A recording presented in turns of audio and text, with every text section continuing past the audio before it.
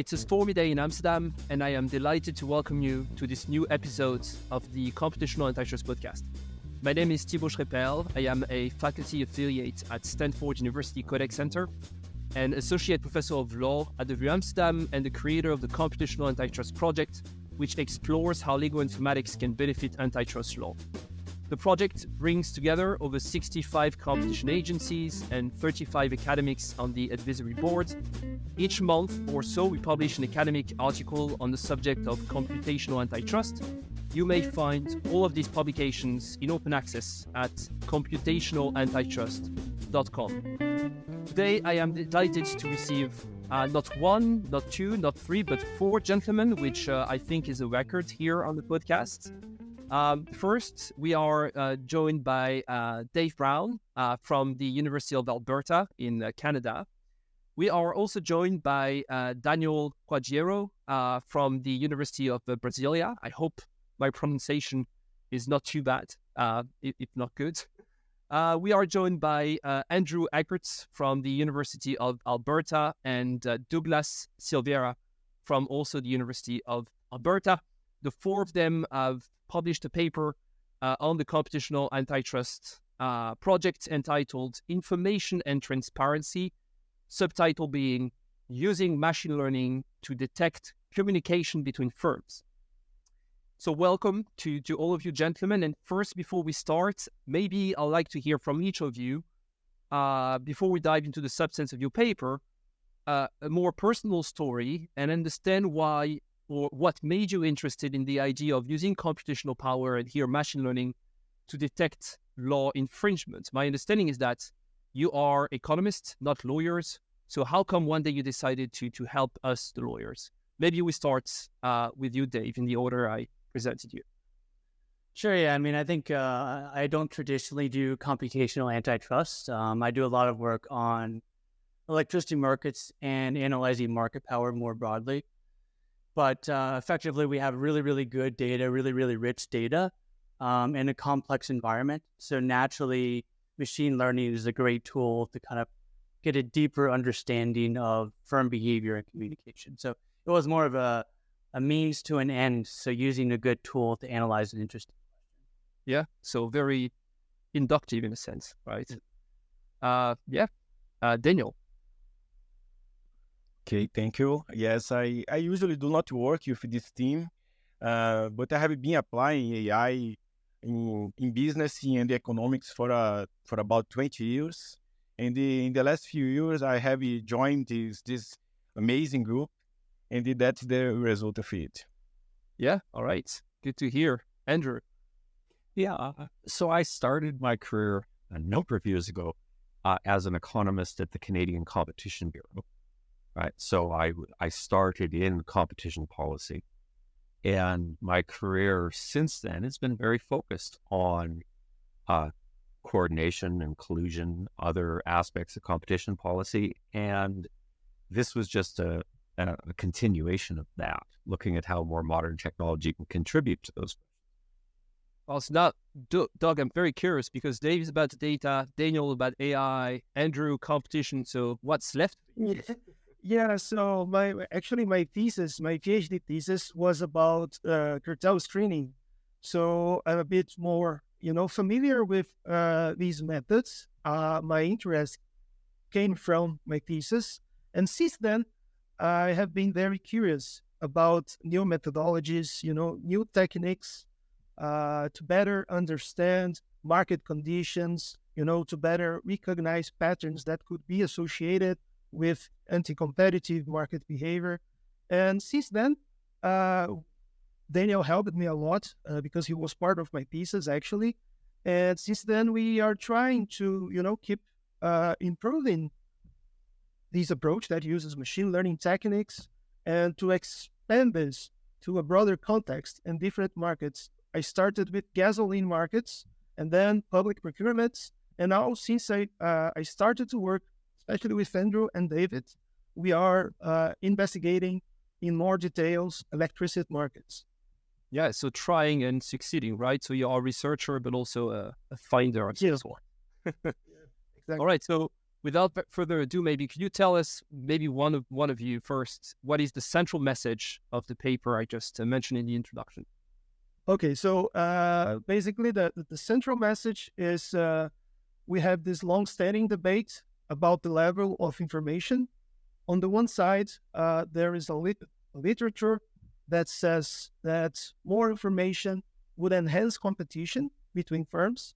And on the other side, there's also a literature that argues that a large number of publicly available information might favor, actually might increase the ability of firms to communicate. So it can go against competition, right? So, and we decided to use machine learning techniques in this paper, especially because the electricity market has a lot of information.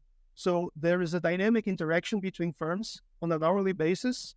And basically, it's hard to capture all the information, all the patterns that, are in the market only by visual inspection.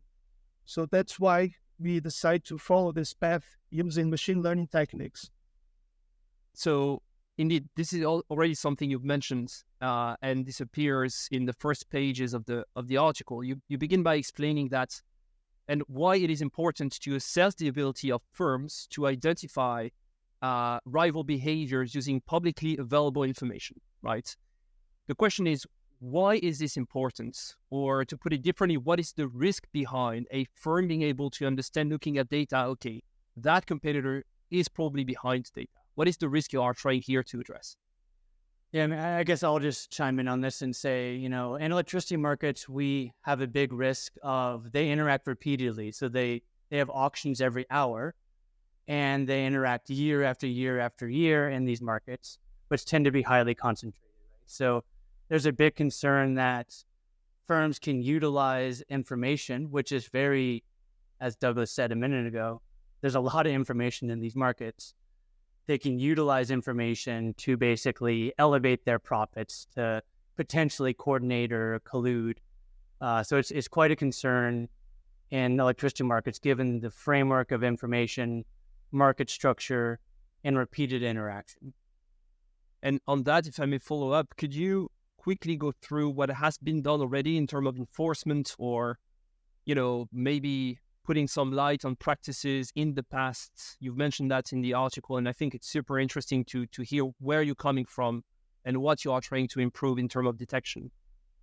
In the past, a lot of these patterns in data would be detected in a very sort of informal way, right? So the case we're looking at, behavior that took place 10 so many years ago, the patterns would be detected by somebody staring at the data, right? And certainly when we worked on it, that's how we were able to document the patterns we were seeing.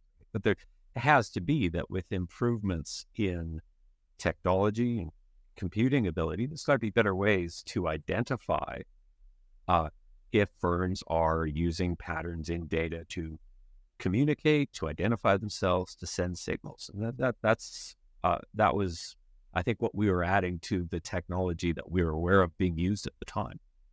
Yeah, indeed. So we went through from someone looking at a screen to a report that you mentioned published by the MSA, the Alberta Market Surveillance Administrator, in 2013, underlining that, potentially firms were tagging the information they were putting out there to using machine learning. And so what you show in the article is that using machine learning, you can actually predict, or firms can predict the identity of their rivals, their competitors, associated with particular bits, right? And the overall accuracy of that is actually quite impressive, which is not good news. For us, the consumers, it's around 86%. So this means that the companies can use machine learning to better infringe competition law, if that's a thing, or antitrust. But on the other end, you also explain that competition agencies can also rely on machine learning to to define whether the firms have actually communicated that way, right? By tagging the data or using machine learning to identify who's behind the data. So the main reason why, of course, an agency may want to do that is to be able to show that there is a sort of exchange of information. I'm not sure under which umbrella, from a legal standpoint, this will fall. To really say, well, this is an infringement, and this goes further than just behavioral parallelism, right? Where it may be that the firms are coming up with the same price in a random way, but here there is more to that. So my question is, how does it work in practice? What's happening behind the scene? What have you done to deploy machine learning and come up with some very interesting results? We were discussing once we realized that machine learning would work well in this context, we started to discuss about which approach would better fit in this situation. I mean, because we have a variety of machine learning algorithms, and they have many different structure in the way that they will process the information and also recognize patterns. So we went down this decision tree based algorithms because it also provides the decision rules it uses to split the data in many different regions. So that was kind of the starting point, because maybe it's not enough to just say that we have a model with a higher accuracy if we cannot interpret. We need to kind of open this black box. And Andrew made a very nice job in this particular subject, because once we generated all the outcomes, all the results, and we found very nice accuracy scores, it was time to, let's interpret the outputs. And that helped us a lot to understand how, based on this entire data set that we have, with thousands of informations, how can we separate the bits that were coming from one firm from the other firms. So that's basically what we did. And if you go back to the paper, we plotted the decision trees. So the rules, the decision rules are all there, and it helped us a lot to describe patterns. And we also believe that competition authorities would, benefit from such an approach. We kind of view these as like initial screens, right? Like, you use these algorithms, you say, hey, firms they're using weird patterns, rather than just eyeballing it. Firms seem to be responding to this information, which we don't do in this paper, but in a different paper, Andrew and I, we analyze that question. But we kind of envision these methods as like useful initial screen to say, you know what, some weird things are happening here. There's a lot of information. Firms can predict their rivals with a lot of accuracy. Maybe we should dig into these further, right? So I think it's a much more of a algorithmic, computation-based way of a regulator sorting through massive amounts of data and information to throw up a red flag that would then subsequently be used to trigger a more formal. On that, so both of you mentioned indeed the massive database that you had to analyze, and to some degree, when we mentioned, back in the days, having someone staring at a screen, it's not as if you could actually go through 2 billion data entries and remember them all, and at the end of it, do the analysis yourself. You have to be super lucky to identify a pattern there, as opposed to using machine learning, which of course relies less on luck and randomness than what used to be the case. So could you just give us a sense of how big the data was, the database, in what you did here in this paper, and what is the accuracy that you think, if there is indeed a coordination, how confident are you that you can detect that? I'm trying to remember the size of the data. I mean, you're talking, it's not in the billions, to be honest. It is in the multiple millions, like, 4 to 5 to maybe 8 million. So from a computational computer perspective, it's not crazy, but the firms have a lot of information, right? There's multiple bids for every single generation asset. They publish a lot of publicly available information on various websites. So I would say the dimensionality of information is very broad and large, which I think is really hard for a human, at least myself, to imagine keeping track of. There's 20 different websites with all these different data sources, multiple millions of observations that are released every hour in near real time. So I think that the dimension and the scope of various pieces of information make it very challenging for a person to digest it all.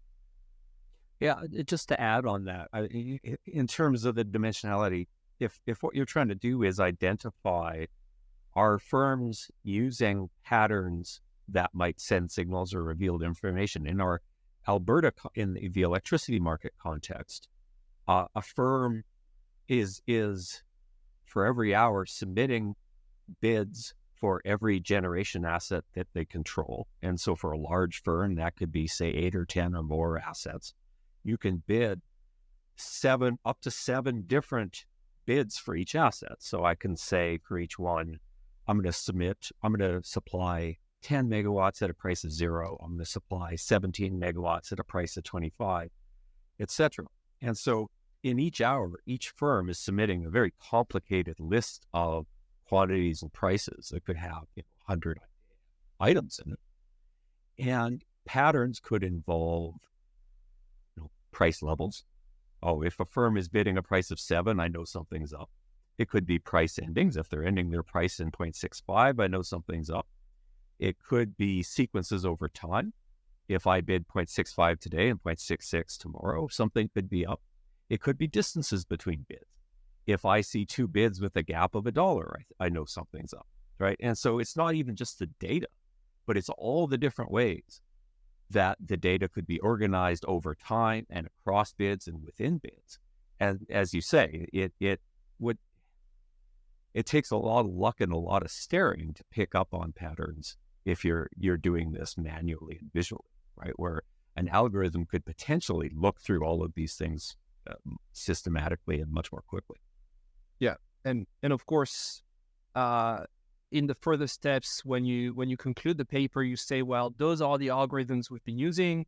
Maybe we should also investigate using new algorithms. It might be that in 10 years from now, or even in a year, we have other algorithms to use. Maybe they will be more accurate, maybe less type 2, type 1 errors. But already that's a big step forward, right? Compared to that one person staring at a screen, which is the beauty of, in my view, computational antitrust, right? It's not as if you could do always what is possible doing just with human beings, because you can employ 2,000 interns. You won't be able still, even though you may have this army of interns, to identify the patterns, right? Because this escapes our human capacity. So this is complementing what we do using here computational power. So if I want to take here a step back and let's say that we have competition agencies, which I know is the case, listening to us right now.